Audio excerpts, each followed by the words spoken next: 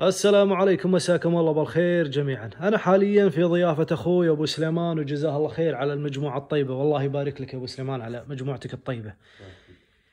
طبعا أبو سليمان، المجموعة اللي أمامي هذه ما في شيء نهائيا للبيع، ولا حد يحاول فيها إن شاء الله. الله يبارك لك في حلالك. المجموعة اللي تشوفونها أمامكم ما شاء الله تبارك الله، يعني تعتبر نوادر بمعنى الكلمة. أنا جبت وياي بعض الأغراض اللي خاصة فيني، لكن خليتها على جنب، لأن اللهم بارك اللي أمامي يعني يليق بمتاحف وبمعارض تراثيات ما شاء الله تبارك الله. وفي بعض القطع الحديثة اللي إن شاء الله راح نتكلم عنها، وراح أوريكم بعض الشغلات المميزة جدا عند أخوي أبو سليمان ما شاء الله تبارك الله. أحد السيوف اللي عنده مثل ما تشوفون اللي أمامكم، هذا أحد السيوف اللي خاصة بالجيش الكويتي لسنة 52. هذا مثل ما تشوفون التاريخ 1952. وطبعا هذا السيف بعهد الشيخ عبد الله السالم الله يرحمه.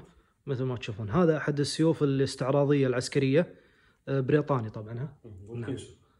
مثل ما تشوفون هذا اسم الشركة ما شاء الله تبارك الله من سنة 52. وأما الشغلات هم بعد اللي أقدم وتعتبر أندر.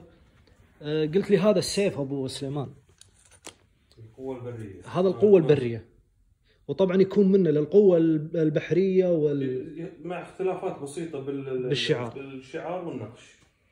الشعار طبعا اللي نقصده هذا صورة النسر نفسها اللي هنا. بس تسمح لي اسحب بسم الله ما شاء الله تبارك الله. هذا أحد السيوف. طبعا تكلموني يعني هذا عمره من 45 أقل شيء، يعني هذا ما شاء الله تبارك الله. وحالته اللهم بارك حاله جيدة جدا اللهم بارك، ويبارك لأبو سليمان بحلاله. الحين ننتقل للثاني إن شاء الله. وأما هذا السيف الثاني اللي هو للقوة الجوية. على فكرة الشغلات الحديثة هذه راح نتكلم ونتطرق لها، لكن بعد ما نتكلم عن القديم. هذا السيف اللي هو للقوة الجوية، وهذا حسب ما وضح لي جزاه الله خير أخوي أبو سليمان أن هذا يكون على حسب طول الشخص اللي يملك هذا السيف، لأن في أحجام وأطوال منه. يعني عادي تحصل واحد بهذا الطول، هذا تقريبا طوله قريب المتر أو متر وشيء تقريبا، وتحصل عادي متر و40 مثلا، على حسب الشخص اللي يملك هذا السيف وطول الشخص. تسمح بسم الله. يعني ما شاء الله تبارك الله. هذه تفاصيل السيف اللهم بارك. وهذا للقوة الجوية. هنا عندكم شعار النازية الصليب المعكوف ما شاء الله تبارك الله. الله يبارك لك. ننتقل للثاني. وأما هذول السيفين اليابانيات اللي أمامكم حاليا، عندكم هذا من الحرب العالمية الأولى وهذا من الحرب العالمية الثانية. مثل ما تشوف تفاصيلهم تقريبا من بعض، ولكن هذا السيف ضابط من الحرب العالمية الثانية.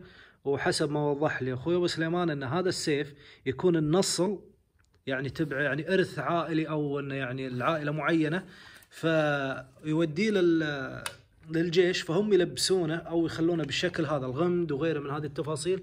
مثل ما تشوفون هنا في التواقيع الخاصة بصاحب السيف وهم الصانع. هذا يعتبر إرث عائلي، ويعتبر من السيوف اللي أعلى جودة، نقدر نقول أعلى جودة من الياباني العادي اللي مال اللي يصرف للجيش. يعني ما شاء الله تبارك الله. تسمح لي أبو سليمان نسحب الغمد بس. يعني شوف ما شاء الله تبارك الله تفاصيل حتى السيف اللهم بارك. وهذا اللي من الحرب العالمية الأولى مثل ما تشوفون. يعني النصل يعني ما يعتبر فيه يعني تفاصيل مثل ما شاء الله تبارك الله النصل هذا. يعني حتى بالتصوير واضح الفرق بين النصلين. لكن سبب التغيير اللي يكون المقبض بهذا الشكل اللي بالسيف الثاني هذا، انه هو يطلبون الجيش عشان يعني التناسق العسكري والرتب والشكل، يعني يطلبون منهم انهم يغيرون المقبض مع الغمد. وقلت لي شغله ابو سليمان عن هذه الشرايط، هذه تختلف على حسب الرتبه. حاليا هذه رتب يعني اللي كان يستخدم هذا السيف ضابط. ضباط من نعم.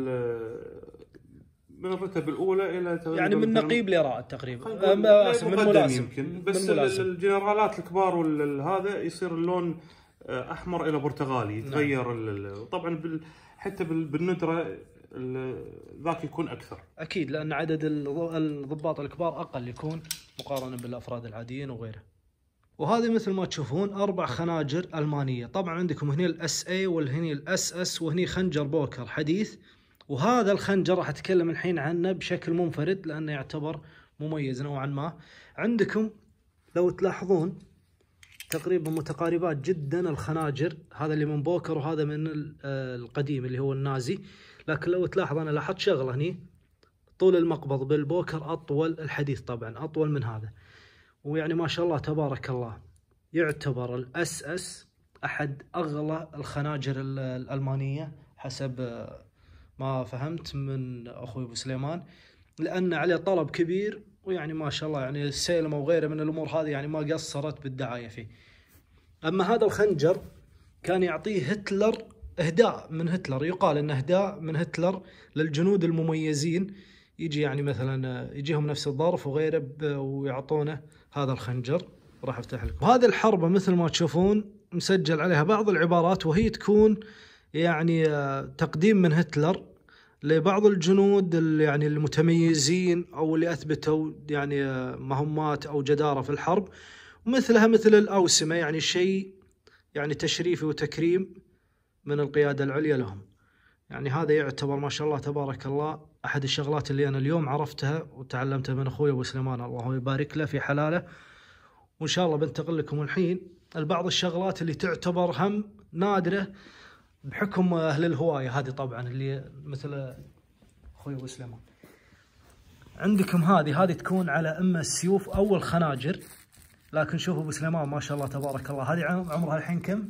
من 1005 نقدر نقول من 1940 35 ما شاء الله تبارك. شوف الى الان اللهم بارك في تغليفها الاصلي.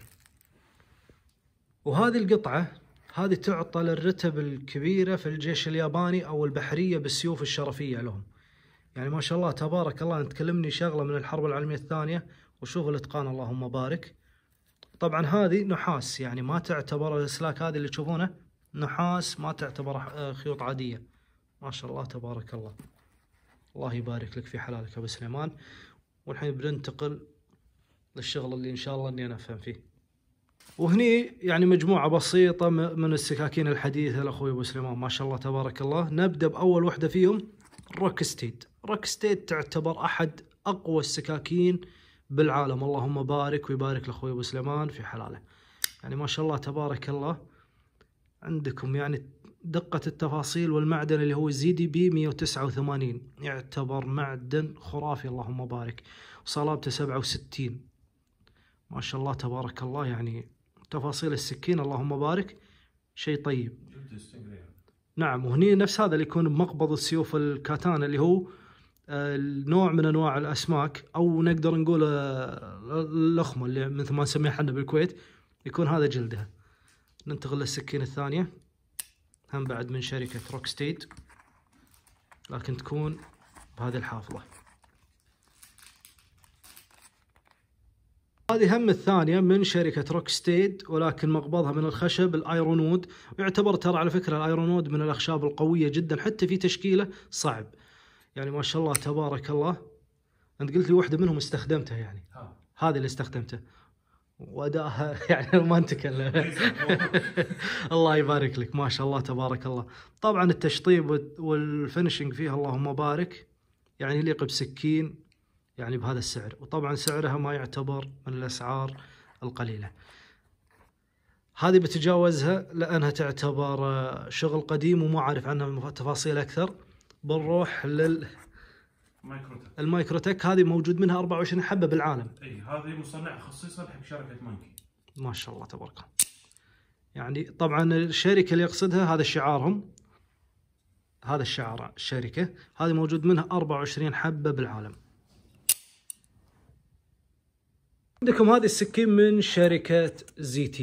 طبعا هذه مقبضها من التيتانيوم، وهذه أحد النسخ المحدودة، والمعدن اللي هو ال20 CV.